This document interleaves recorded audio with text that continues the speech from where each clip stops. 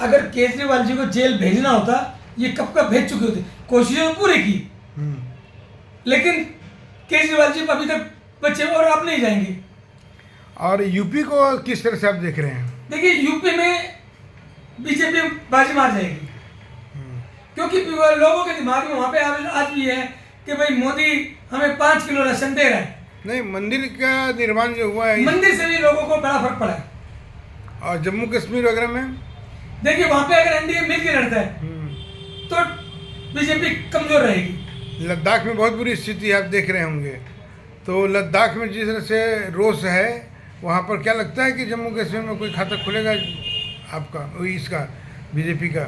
देखिए अगर ये मिल के लड़ेगा, अगर सब अलग अलग लड़े तो बीजेपी फिर जीत जाएगी। नहीं, मध्य प्रदेश को किस तरह से आप देख रहे हैं? मध्य प्रदेश में देखिए पहली बात तो है पूरे भारत में पहले हमें उम्मीद नहीं थी, लेकिन अब लगता है कि इनकी ईवीएम में भी सेटिंग है। जब तक ईवीएम है मोदी सरकार है। मतलब मोदी को ईवीएम से आप मान रहे हैं कि कुछ ना कुछ खेल हो सकता है? लगता है, अब पहले नहीं लगता था लेकिन अब लगने लगा है। वरना ईवीएम को हटाने में देखिए बीजेपी ही पहले कहती थी ईवीएम हटाओ, अब बीजेपी ईवीएम नहीं हटा रही। इसका क्या कारण है? अडवाणी जी ने ही ईवीएम को हटाने का वो छेड़ा था। बीजेपी बिहार, बंगाल, उड़ीसा को किस तरह से देख रहे हैं आप? देखिए बिहार और बंगाल, छत्तीसगढ़ भी और ये मिल के लड़े तो बीजेपी कमजोर रहेगी वहां पे। नहीं, मिलकर बात करें। आप इंडिया गठबंधन की बात करिए ना, अगर वो गठबंधन सक्रिय, इंडिया गठबंधन अगर सब मिल के लड़े, क्योंकि इंडिया गठबंधन को तोड़ रहे हैं ना ये। अभी जैसे ममता जी कह रही है हमने अलग लड़ना है, जब तक ये इकट्ठे नहीं होंगे, इंडिया गठबंधन जब तक इकट्ठा नहीं होगा बीजेपी को नहीं हरा सकते। अच्छा आप बताइए कि ये इंडिया गठबंधन अगर एक बार एक हो भी जाता है ना, तो यहाँ पर स्थिति आप देख चुके हैं कि कई बार मोरारजी देसाई की सरकार गिरी, चरण सिंह की सरकार गिरी, वीपी सिंह की सरकार गिरी है, ये चंद्रशेखर की सरकार गिरी है। वो कितना विश्वसनीय हो सकता है, वो कितना टिकाऊ हो सकता है? देखिए आज के समय अगर इंडिया गठबंधन ने सरकार बना भी ली ना, जो हालात चल रहे हैं ये उनको बनाने नहीं देंगे, क्योंकि ईडी सीबीआई जब तक है किसी को टिकने नहीं देंगे। नहीं, बहुमत अगर उनके साथ चला जाता है तब तो पावरहीन हो जाता है। हालत ऐसी बना दी है, इतनी जल्दी से बीजेपी सत्ता नहीं देगी। इंडिया गठबंधन जीत भी गया तो भी सत्ता बड़ा मुश्किल से मिलेगी। देखिए देश तो लोकतंत्र का है, अगर सत्ता बहुमत उनको आएगा तो मोदी जी कुछ नहीं कर सकते हैं। देखिए आप अब देखिए ना, लोकतंत्र है। अभी आपने देखा होगा चंडीगढ़ मेयर चुनाव में क्या हुआ, सरेआम लोकतंत्र की हत्या हुई। सुप्रीम कोर्ट ने उसमें हस्तक्षेप करना पड़ा। वहां पे क्या हुआ? अभी आपने देखा हिमाचल प्रदेश में राज्यसभा चुनाव में क्या हुआ? ईडी और सीबीआई का डर था या लालच था पैसे का। लेकिन पूरे देश में ये क्या खेल कर पाएंगे? देखिए ईडी सीबीआई सब कुछ कर सकती है, पैसा सब कुछ कर सकता है, लालच देके तोड़ लेते हैं। दक्षिण में क्या स्थिति रहेगी? दक्षिण में बीजेपी का देखिए शुरू से कमजोर है, वहां पे अभी भी कमजोर रहेगी।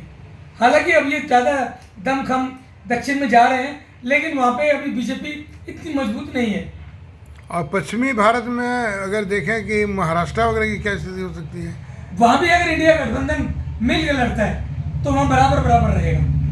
दर्शन जी आप बताएं कि इंडिया गठबंधन के एक होने पर बार बार आप जोर दे रहे हैं, तो आपको क्या लगता है इंडिया गठबंधन के जो अब तक का रिकॉर्ड रहा है उसके हिसाब से उस पर कोई उम्मीद रखते हैं? और रखते हैं तो किसको नेता आप मानते हैं?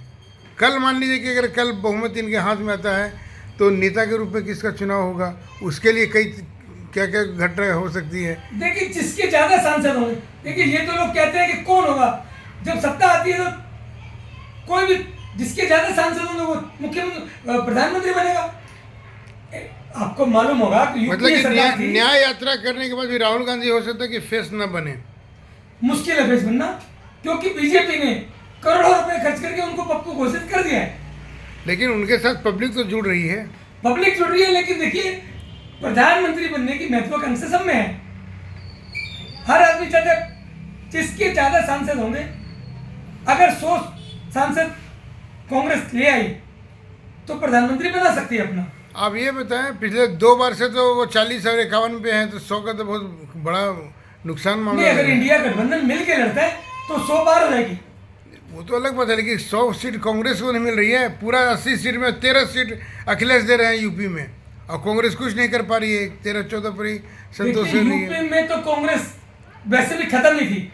अगर अकेले अपने दम पे एक भी सांसद मुश्किल आ पाई है। अखिलेश यादव की क्या क्या रोल और क्या पैमाना हो सकता है इस चुनाव में? देखिए, जब तक मायावती नहीं आएगी यूपी में, इंडिया गठबंधन में, तो इंडिया गठबंधन वहां फेल है। नहीं, मायावती तो नहीं आ रही है, वो सिंगल लड़ रही हैं। फिर बीजेपी वहां पे बाजी मारेगी, क्योंकि वहां पे मजबूरी है। बीजेपी को हराना है तो मायावती, कांग्रेस और सपा को मिलना पड़ेगा। इसके अलावा आप बिहार में क्या देख रहे हैं? बिहार में देखिए, नीतीश जी का ग्राफ गिरा है, हम्म, तेजस्वी का ग्राफ उठा है पहले से। हम्म। वरना नीतीश कुमार को तोड़ के नहीं ले जाते वो बीजेपी। वो तो ठीक है, लेकिन क्या लगता है कि नीतीश कुमार एक बार जनता से वोट दिला सकते हैं, या बीजेपी के पक्ष में कोई हवा खड़ा कर सकते हैं? नहीं, वोट तो दिला पाएंगे। देखिए, अगर वोट नहीं दिला सकते नीतीश कुमार, तो बीजेपी उनको तोड़ती रही।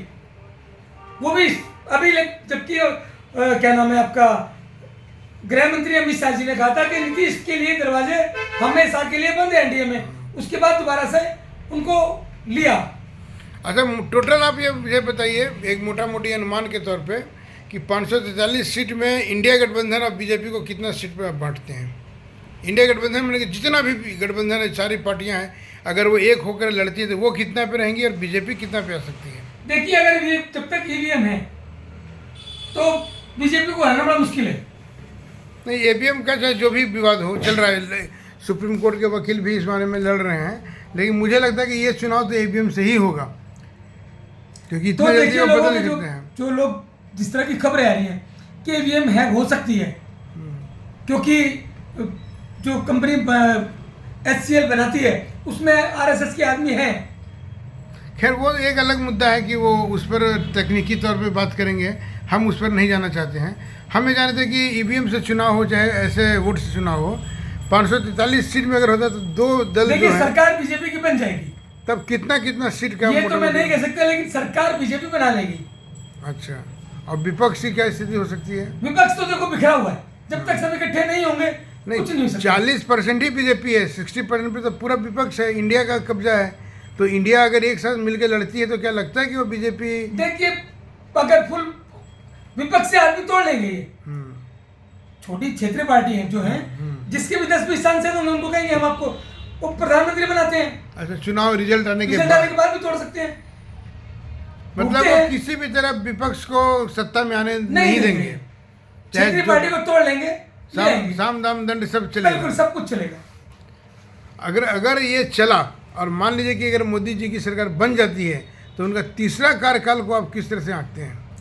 देखिए, तीसरा कार्यकाल तो वो बना के रहेंगे। उनका अंतिम कार्यकाल माना जाएगा, क्योंकि उम्र भी 80 साल हो जाएगी, और उनके अनुसार टिकट भी नहीं अगली बार लड़ेंगे नहीं, भी नहीं, नहीं। देखिए, राजनीति एक ऐसा रोग है। नहीं, वो हम मान के चले कि ये अंतिम पारी है उनकी। नहीं, अंतिम पारी नहीं है। नहीं, एक मिनट मान के चलिए कि तीसरी पारी जब रहेगी अगर, तो वो कैसा रहेगा? वो बोल रहे हैं ना कि ये देश ऐसा सुनहरा रहेगा, देश के लिए लड़ूंगा, ये करूंगा, वो करूंगा, वो करूंगा। तो आप क्या देखते हैं कि अगर इस बार रहा तो कैसा? जवाहरलाल नेहरू के बाद ये दूसरे नंबर पे होंगे जो लगातार 15 साल शासन में रहेंगे। तो इनके जवाहरलाल नेहरू शायद 16 साल में है। वो अलग बात, वही तो कर रहा हूँ कि वो उनके बाद ये पहला नेता रहेंगे जो इतने बड़े कार्यकाल को करेंगे। अगर इंदिरा गांधी भी 15 साल रहने की कई किस्तों में रही हैं, ये तो लगातार रहेंगे। अगर तीसरा कार्यकाल इनके नीति, इनकी ताकत, इनकी योजनाओं को देख करके आपको कैसा लगता है? देखिए, तीसरा कार्यकाल लगता है बना लेंगे ये।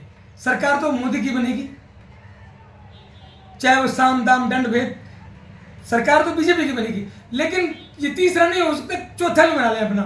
चौथा पर हम बात नहीं करेंगे। तीसरा कार्यकाल को आप किस तरह देखते हैं कि अगला 5 साल भारत के लिए कैसा होगा? देखिए, भारत तो आपको सिर्फ टीवी चैनलों में दिखता है कि बहुत तरक्की कर ली है, लेकिन देखिए कर्ज बढ़ चुका है, ये तो सबको मालूम है। बिल्कुल बराबर क्या है। अभी इन्होंने नीति आयोग ने रिपोर्ट दी है कि भारत में केवल 5% गरीब आदमी बचा है। अब आप ये बताइए, 81 करोड़ लोगों को हम अनाज दे रहे हैं, वो अमीर हो गया क्या? आंकड़ों पर भारत बने अमीर हो जाएगा। आंकड़ों पर तो भारत विकसित हो जाएगा। हाँ। अभी हम विकासशील नहीं, हम विकसित हो चुके हैं आंकड़े देखे जाए तो। मैंने आंकड़ों के जाल में भारत फंसा रहेगा। फंसा रहेगा, और बिल्कुल। मोदी जी का कार्यकाल मुझे लगता है इससे ज्यादा कठिन हो सकता है। बिल्कुल, क्योंकि खर्च तो बढ़ेंगे, खर्चे हमारे वैसे के वैसे ही हैं, इनकम नहीं है तो कर्ज बढ़ता रहेगा। लास्ट में आप इस चुनाव के बारे में क्या घोषणा करना चाहेंगे या क्या संभावित आकलन है? देखिए, सरकार तो बीजेपी बना लेगी किसी भी हालत में, भले ही विपक्ष को ही तोड़ना पड़े। मतलब ये लोकसभा चुनाव से आपको कोई ज्यादा उम्मीद नहीं रखते हैं? ज्यादा उम्मीद नहीं रखते। ठीक है दर्शन लाल जी। दर्शन लाल जी से मैं बात कर रहा था शाहदरा से अनामी। नमस्कार।